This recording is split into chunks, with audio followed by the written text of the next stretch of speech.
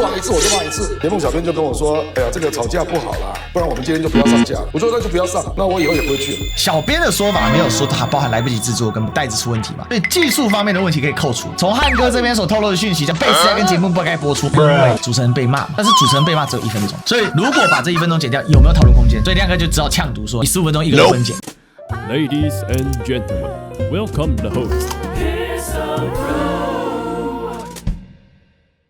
Ras 亮哥、烧烤哥离开东森到现在几年来，先不算业务能力如何，堪称当今台湾岛内媒体的吕布风险，你怎么看？我跟你讲，因为他希望他能够采访到所有的当权的大咖啦，所以我有时候看他，我就说他是永远的当权派。媒体界吕布是网友的戏称，但是亮哥的说法叫做永远的当权派。那在这事情之后，到了10月7号啊，因为赖清德祖国论出来了，庆祝中华民国113年生日快乐。而中华人民共和国不是中华民国的祖国，感谢院长、市长筹办国庆晚会。中华民国是主权独立的国家，我们要时时刻刻爱我们的国家。再来呢，因为同意了这个祖国论，亮哥就不爽了，因为这个祖国论啊实在是太瞎。那照这个祖国论的话，那中华民国祖国是清朝啊，中华民国还不是中国吗？对不对？那你要同意2岸1州吗？好，那你就可以继续这样无限套娃。那我们所有人都是秦朝的祖国。亮哥呢，紧接着在10月9号的节目大喷特喷所谓的祖国论啊，在帮他洗地啊。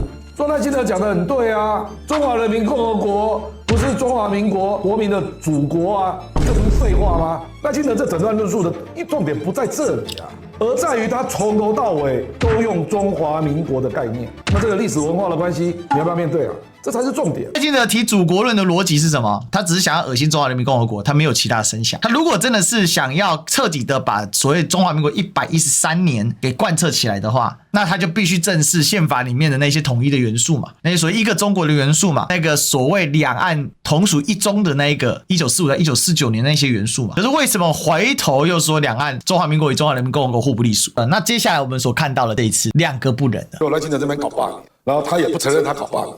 所以我是很生气啊，一路骂了15分钟。你在他的节目里头骂了15分钟，那中间有1分钟，我就跟黄伟汉说了，说像这样的行为，你如果再护航，你护航一次我就骂一次。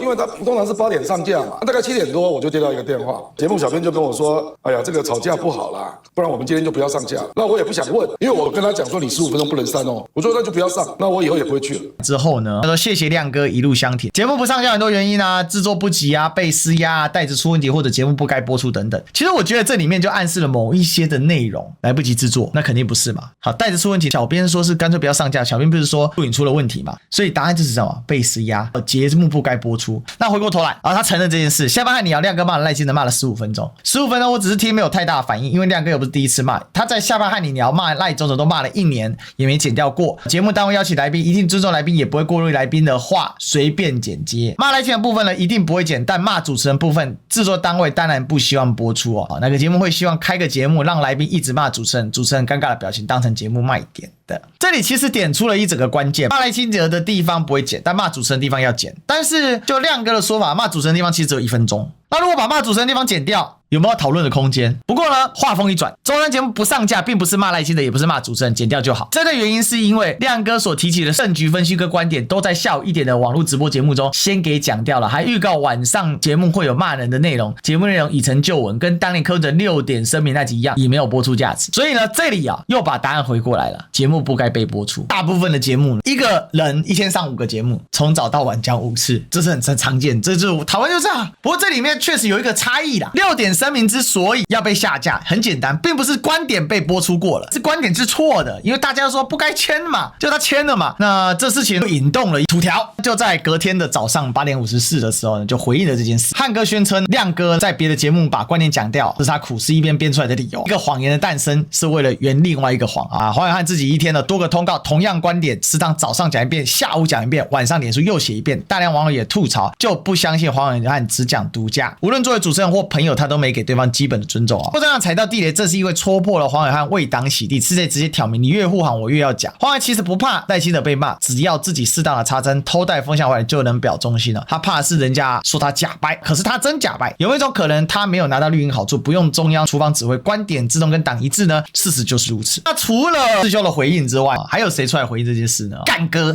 伟汉老弟，你既然说因为这些内容是已经播过了，我告诉你，这个就是纯粹的说谎。你可以把它抽掉，但是你要照实讲。如果赖清德不能骂，以至于你们要动剪子，哎，对这个跟以前蒋公总统蒋公那时代有什么不同嘛？我现在就建议你赶快把你的立场给亮出来，也就是说，人不可能会站着两条船，一只脚踏一条，那一定摔下去。然后2月10号，汉哥呢就对于这个风波又有进一步的回应，理直气和走自己的路。我期待台湾更好，那蓝绿白都要更好，台湾才会更好。当然，我也期待蓝绿白都好，对岸也好，两岸才能和平共好。我的风格就是我的监督不是油门吹到你骂到破表，因为没有爽度深度的蓝绿白支持者都会觉得你在晃对方。那谁是对方呢？没有人是对方，蓝绿白都是自己人、自家人、台湾人。那我的看法是完全不一样的啦。民进党没有把大家当自己人啊，民进党就是要把大家当什么？我为刀俎，你为鱼肉，我差，对不对？民进党哪里啊？那事实上呢，这件事情呢，后来评的最凶狠的是谁呢？前立法委员邱毅就在2月11号的时候在观察者发了这篇文章，大陆网友称黄伟汉为烧烤哥，对他的评价初时喜欢肯定，后呢厌恶唾弃，近期变成深恶痛绝。其实啊，黄伟汉啊，在跟台湾大部分媒体相同啊，都是以赚取通告费营生的政论表演者，他们因不同环境需求而改变立场，比川剧变脸还更快，根本不足为奇。如果有天国民党要执政，黄伟汉立刻改变立场，又变成深蓝了。如果大陆解放台湾，黄伟汉毫不犹豫的为解放军唱战歌，因为他那时不仅不会排斥统派，还热情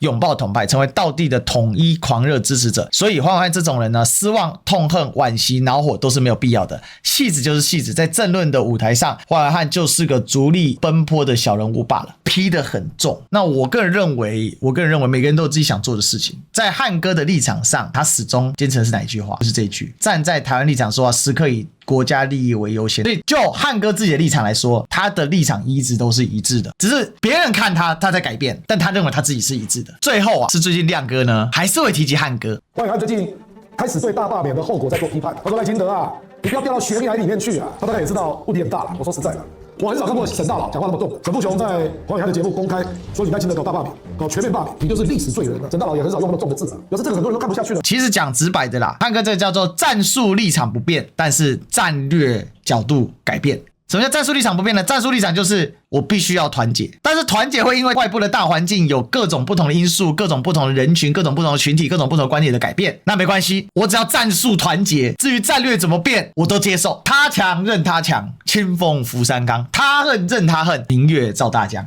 那对于从宏观视角来看的话，那你是变；但对于他个人，他沉迷、他执着于那个战术上的不变，所以他觉得他没变。对亮哥来讲啊，他从头到尾就是追求战略的一个学者，他本身是一个国际地缘政治的学者嘛，所以他的战略观很清楚嘛。所以这件事情里面，一个坚持战术的不变，一个在战略观上的调整，两个人不分离吗？那必然要分离嘛。